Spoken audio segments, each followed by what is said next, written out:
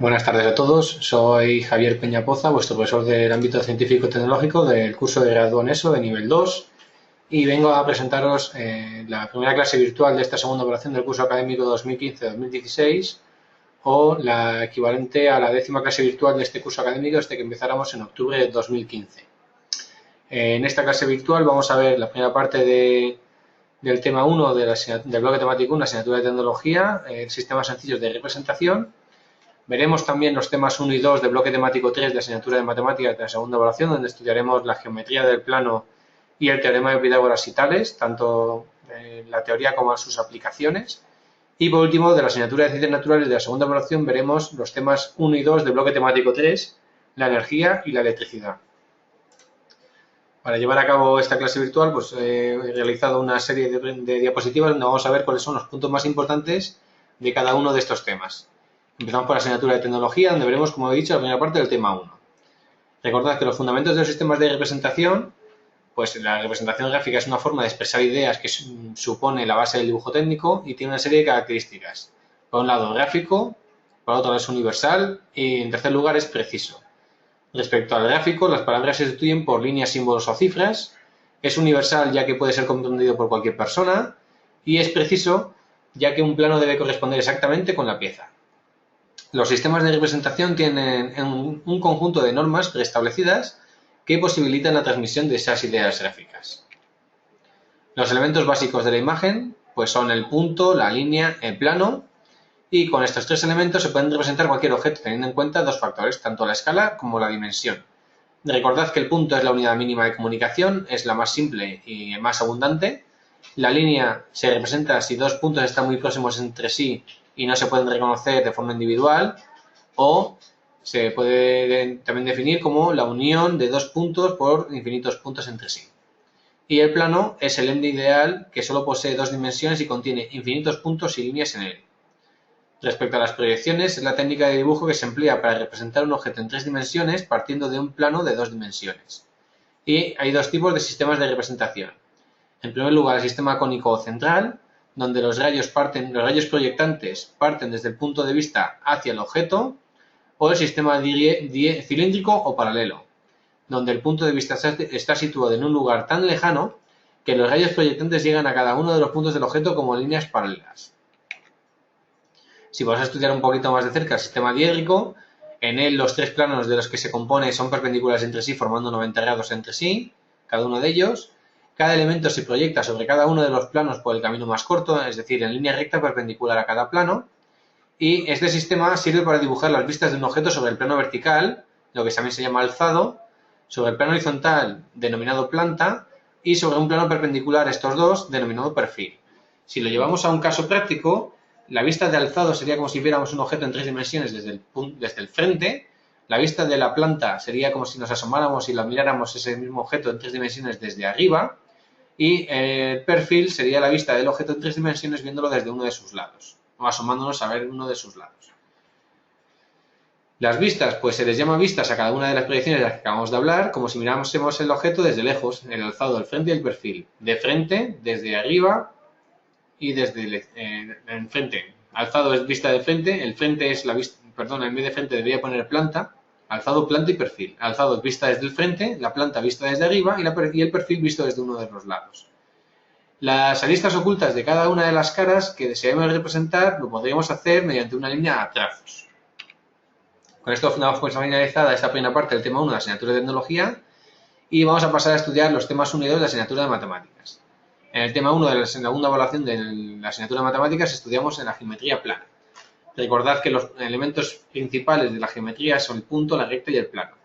El punto es el elemento geométrico adimensional que carece de longitud, anchura y profundidad. La recta se define como una sucesión infinita de puntos en una determinada dimensión y el plano es el ente bidimensional que contiene infinitos puntos y rectas en él. Por otro lado, también se estudian lo que son los segmentos, que es la porción de la recta que está limitada por un punto que se llama extremo. Y también se estudia la posición relativa de dos rectas. Dos rectas, por tanto, podrán ser coincidentes si comparten todos sus puntos, secantes, son las rectas que se cortan y comparten únicamente un punto, y dentro de este grupo podemos tener varios.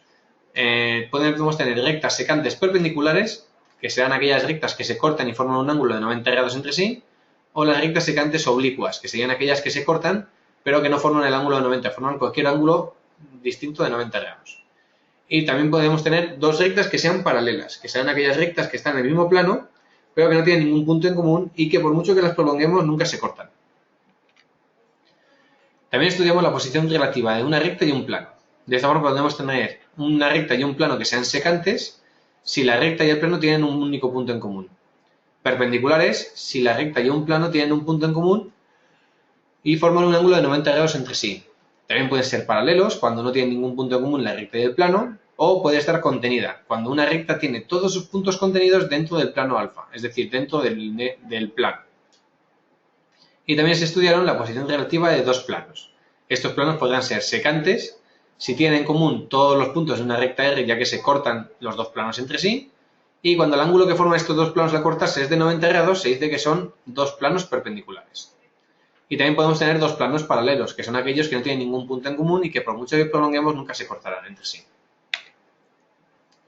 También estudiamos los ángulos y su clasificación. Recordad que el ángulo es la parte del plano que está comprendida entre dos semirectas que parten de un punto común, que se llama vértice, y su clasificación se da en función de su amplitud. El ángulo agudo es aquel ángulo que tiene una amplitud inferior a 90 grados, el ángulo recto es aquel que tiene una amplitud igual a 90 grados, el ángulo obtuso, pues aquel ángulo que tiene una amplitud mayor de 90 grados y menor de 180 grados, el ángulo llano es aquel que tiene una amplitud de 180 grados, el ángulo cóncavo es el ángulo cuya amplitud es mayor de 180 grados y el convexo aquel que tiene una amplitud menor de 180 grados. Por lo tanto, en los ángulos convexos incluye cualquier ángulo agudo y obtuso, incluso el ángulo recto. También estudiamos la clasificación de los ángulos respecto a otros ángulos. De esta forma podemos tener ángulos suplementarios, que son aquellos ángulos que suman entre sí 180 grados justo. Ángulos opuestos por el vértice son aquellos que tienen un vértice en común y sus lados son semirectas opuestas. Ángulos consecutivos son aquellos ángulos con el mismo vértice y un lado común. Y los ángulos adyacentes son los ángulos cuyos lados no comunes forman una línea recta. También estudiamos la mediatriz de un segmento, que es la recta que corta un segmento de forma perpendicular, es decir, formando 90 grados con el segmento, y que se traza por el punto medio del mismo. La bisectriz es la recta que divide un ángulo en dos partes iguales y pasa por el vértice. La circunferencia es la figura geométrica en la que todos los puntos son equidistantes de un punto llamado centro, es decir, que están a la misma distancia del centro. Y los polígonos. Los polígonos son la superficie plana que está encerrada dentro de un contorno formado por segmentos rectos que están unidos en sus extremos. Estos segmentos rectos se llaman lados. Los polígonos pueden ser regulares si todos sus lados y ángulos son iguales, o irregulares cuando sus lados y ángulos son distintos. Los elementos del polígono que debemos estudiar son el lado, que es cada uno de los segmentos que limita el polígono, el vértice, que es el punto donde se unen dos lados, la diagonal, que es el segmento, o se define como el segmento que une dos vértices no consecutivos, es decir, dos vértices que no sean contiguos. El centro sería el punto que se encuentra a la misma distancia de todos los vértices del polígono.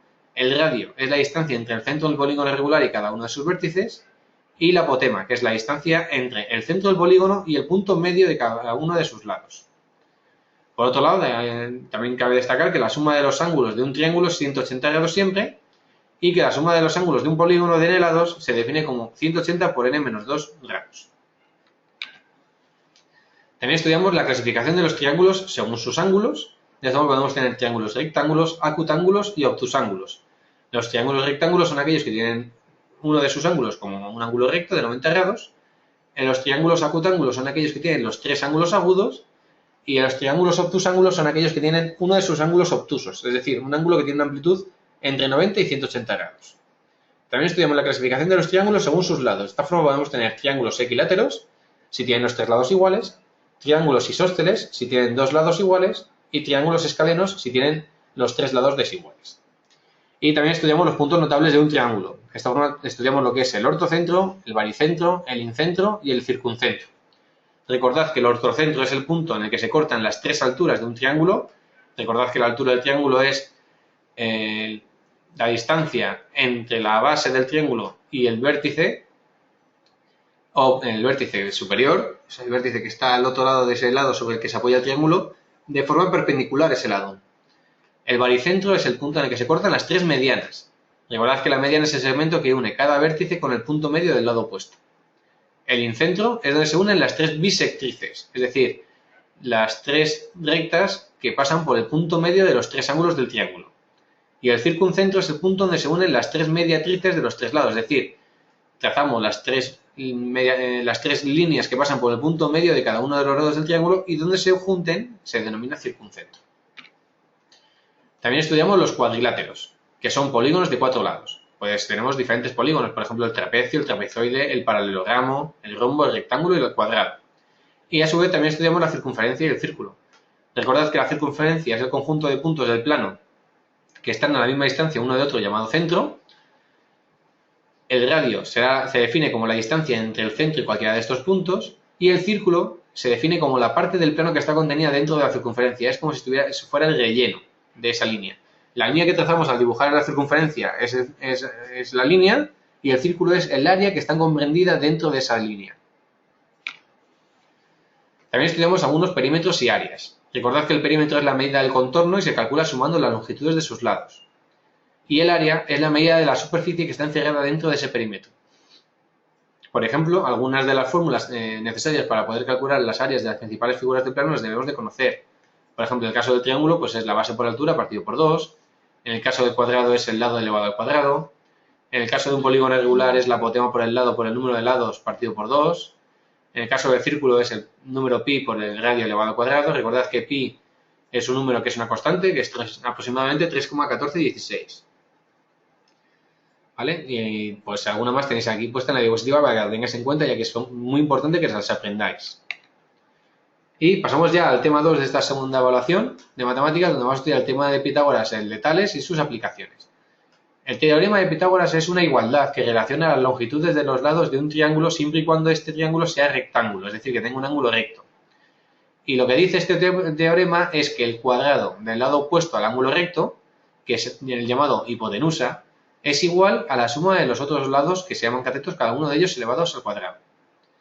Y por otro lado también estudiamos el teorema de semejanza y de Tales, que dice que dos figuras serán semejantes cuando sus lados correspondientes son proporcionales y sus ángulos correspondientes son iguales. En este caso, el cociente entre los lados homólogos de los polígonos semejantes es una constante, que se denomina razón de semejanza. El teorema de Tales también, por lo tanto, dice que si sobre dos rectas secantes trazamos dos rectas paralelas, las longitudes de los segmentos determinados serán proporcionales, ya que estamos obteniendo dos polígonos semejantes. Por lo tanto, dos triángulos serán semejantes si dos triángulos tienen dos ángulos iguales o si tienen un ángulo igual y dos lados que forman en ese ángulo sean proporcionales o si los dos triángulos tienen los tres lados proporcionales. También estudiamos el teorema del cateto, el teorema de la altura. El teorema del cateto dice que la media proporcional entre la hipotenusa y su proyección sobre ella es una constante, y el teorema de la altura dice que la altura que va desde el vértice del ángulo recto hasta la hipotenusa es medida proporcional entre los segmentos en los que divide a la hipotenusa. Es decir, la altura que va desde el vértice del ángulo recto hasta la hipotenusa divide la hipotenusa en dos. Y esta altura será proporcional a esos dos segmentos en los que ha dividido la hipotenusa. Y luego, por último, también estudiamos en este tema las escalas. La escala de un mapa a un plano es la razón de semejanza que existe entre una medida de la representación del plano y su correspondiente con la realidad. Por lo tanto, puede ser de varios tipos. Puede ser una escala de ampliación, de reducción o natural. Se expresa en forma numérica, por ejemplo, 10 2.1 o 1 2.1000. ¿Qué significa esto? Bueno, pues en el primero de los casos, 10 centímetros en el mapa equivalen a 1 centímetro en la realidad, o 10 metros en el mapa equivalen a 1 metro en la realidad. Siempre se expresan las mismas unidades. Por lo tanto, si 10 centímetros en el mapa se corresponden con 1 centímetro en la realidad, tendríamos una escala de ampliación. ¿Por qué? Porque en el plano tenemos una medida mayor que en la realidad. O sea, en el caso de 1 2.1000, 1 centímetro en el plano equivaldrían a 1000 centímetros en la realidad. Por lo tanto, estaríamos hablando de una escala de reducción, ya que en el mapa o en el plano se observa un tamaño menor que en la realidad. Y el tamaño natural pues sería 1 2.1, es decir, que en el dibujo se está representando el objeto a tamaño real, tamaño natural. Bueno, pues con esto damos por finalizado este tema 2 de la segunda evaluación de la asignatura de matemáticas y vamos a pasar a estudiar el tema 1 y 2 de la asignatura de ciencias naturales de la segunda evaluación. En el tema 1 de esta segunda evaluación estudiamos la energía y las unidades. Recordad que la energía se define como la capacidad para realizar un trabajo, que en el sistema internacional su unidad de medida es el julio. En la vida corriente se suele utilizar también la caloría, y tener en cuenta que una caloría equivale a 4,18 julios, y que la energía eléctrica es el kilovatio por hora. También existen diferentes tipos de energía. Tenemos la energía cinética, que se define como un medio por la masa por la velocidad elevada al cuadrado, o la energía potencial, que se define como la masa por la fuerza de la gravedad por la altura. La energía mecánica, por último, pues se define como la suma de estas dos, de la energía cinética más la energía potencial. También estudiamos el principio de conservación de la energía mecánica. Este principio dice que la energía no se crea ni se destruye, ya que solo se transforma de unas formas en otras. Y tenemos fundamentalmente dos tipos de energías. Las energías no renovables, que son aquellas cuya fuente de recursos resulta agotable, por ejemplo el petróleo o el carbón. Y también tenemos energías renovables, que son aquellas cuya fuente u origen puede hoy considerarse infinito y que la naturaleza se puede encargar de reproducir a través de los procesos tales como el ciclo hidrológico, el viento, etc. Bueno, pues como hemos estado comentando anteriormente, luego pasamos a estudiar un poco más profundamente los tipos de energía, ya que tenemos energías tradicionales convencionales como el petróleo, el carbón, el gas, la energía nuclear o la energía hidroeléctrica, y también tenemos energías alternativas o energías renovables como la energía solar, la energía derivada del mar, la manimotriz, la biomasa, energía geotérmica, etc. Respecto a la conservación y relación de la energía, en las transformaciones la energía se degrada, perdiendo parte de su calidad, por ejemplo, produciendo calor. Por lo tanto, el rendimiento no es el 100%. El rendimiento se define como la energía útil, partido por la energía total y multiplicado ello por 100. Y por último, vamos a pasar a ver el tema 2 de esta segunda lección de asignatura de Ciencias Naturales, donde estudiamos la electricidad. La palabra electricidad proviene del griego electrón, que significa ámbar, y entre sus propiedades destacan que la materia tiene carga eléctrica. Si dos materiales con la misma carga se repelerán, si tienen carga opuesta se atraerán. Existen dos tipos de carga, positiva que dan lugar a ella los protones, o negativa que dan lugar a un exceso de electrones. Un cuerpo en estado neutro es aquel que está cargado con igual número de cargas positivas y negativas. Como he comentado anteriormente, si el cuerpo está cargado con un mayor número de cargas positivas que negativas, tiene una carga neta positiva y repelerá a otro cuerpo con carga neta positiva. Si un cuerpo está cargado con mayor número de cargas negativas, es decir, con mayor número de electrones que positivas, es decir, que protones, decimos que tiene una carga neta negativa. Por lo tanto, dos cuerpos con la misma carga, como he comentado anteriormente, se repelen. Si tienen distinta carga, se atraen. Y la cantidad total de carga permanecerá, no puede desaparecer ni salir de nada. Y la carga puede pasar de unos cuerpos a otros. Las cargas eléctricas pueden moverse a través de ciertos cuerpos llamados conductores. Y ahí existen otros cuerpos que no son capaces de pasar estas cargas eléctricas, que se denominan no conductores o aislantes. También se estudió en este tema 2 la ley de Coulomb, que indica la fuerza con que se atraen o repelen entre sí dos cuerpos que están cargados eléctricamente. ¿Vale? Recordad que esa fuerza se define como el producto de K por Q1 por Q2 partido por la distancia que separa esas cargas elevado al cuadrado, donde K es una constante y la Q1 y la Q2 son las cargas con las que están cargadas cada uno de los materiales. La energía eléctrica resulta de la existencia de una diferencia potencial entre dos puntos que permite establecer una corriente eléctrica. Y existen diferentes tipos de corriente. Tenemos la corriente que se mide en amperios y tenemos dos tipos de corriente. La corriente continua, donde las cargas siempre se mueven en el mismo sentido. Por ejemplo, es el tipo de corriente generada por una pila o baterías. Y la corriente alterna es la corriente en la que el sentido que se mueven las cargas cambia a razón de 50 veces por segundo. Esta corriente es la que se utiliza en nuestras casas. Respecto a las propiedades de los materiales de conducir la electricidad o no, pues existen diferentes tipos de materiales. Tenemos, por lo tanto, materiales conductores, que son aquellos que, puestos en contacto con otro cuerpo cargado, transmite esta a todos los puntos de su superficie. Por ejemplo, tenemos la plata, el cobre, el aluminio. Tenemos materiales denominados aislantes, que son aquellos cuerpos que impiden la transmisión de la energía eléctrica. Y tenemos también materiales semiconductores, que son sustancias que se comportan como conductores o aislantes dependiendo de la temperatura del ambiente en el que se encuentren. También se estudiaron los circuitos eléctricos, que se pueden representar mediante un esquema eléctrico. Y los elementos eléctricos que representan también se pueden representar por símbolos. Recordad que el generador es el elemento que suministra la energía eléctrica al circuito y mantiene diferencia potencial entre sus dos puntos o polos. Tenemos también receptores como dispositivos que pueden consumir energía eléctrica, bien sean resistencias o lámparas. Cables conductores de conexión que unen los distintos elementos, generalmente son de cobre, ya que es un buen conductor. interruptores, que serían los mecanismos que permiten poder abrir o cerrar el circuito al paso de la corriente eléctrica, y también podemos incluir aparatos de medida que pueden permitir conocer distintas magnitudes de la corriente eléctrica que circula. Pues, por ejemplo, podemos introducir un amperímetro o un voltímetro. Si estudiamos un poquito acerca de la electricidad en casa, cuando llega a casa la tensión es de 230 voltios. El cuadro de contadores del portal de edificios donde sale el consumo de la energía eléctrica consumida en el domicilio. Y existe un cuadro general de protección que se encuentra en la entrada de la vivienda y que consta de un interruptor de control de potencia, que es el que limita la potencia máxima contratada, un diferencial que se encarga de cortar la corriente cuando hay fugas a tierra por cables mal instalados o por humedad, y pequeños interruptores automáticos que pueden provocar el corte de corriente cuando pasa demasiada intensidad por la línea. Respecto a los peligros de la corriente en el hogar, pues pueden existir diferentes daños en función de la intensidad que pase por nuestro cuerpo, de las zonas internas que recorre la corriente o del tiempo de exposición. Por ejemplo, una intensidad de 1 miliamperio puede producir un hormigueo. Si pasa de los 10 miliamperios produce un agarrotamiento muscular, es decir, como si no pudiéramos mover el brazo. Y si pasa de los 25 miliamperios se puede producir una fibrilación ventricular que pueda derivar en un infarto. Bueno, pues con esto daríamos finalizada esta primera clase virtual de esta segunda evaluación, o la 10ª clase virtual de este curso académico 2015-2016. Espero que os haya servido de ayuda para poder determinar cuáles son los puntos más importantes de estos temas, y recordad que si tenéis cualquier duda os podéis poner en contacto conmigo para poder resolverlas. Un saludo y nos vemos por aquí el jueves que viene en la siguiente clase virtual de esta evaluación. Hasta luego.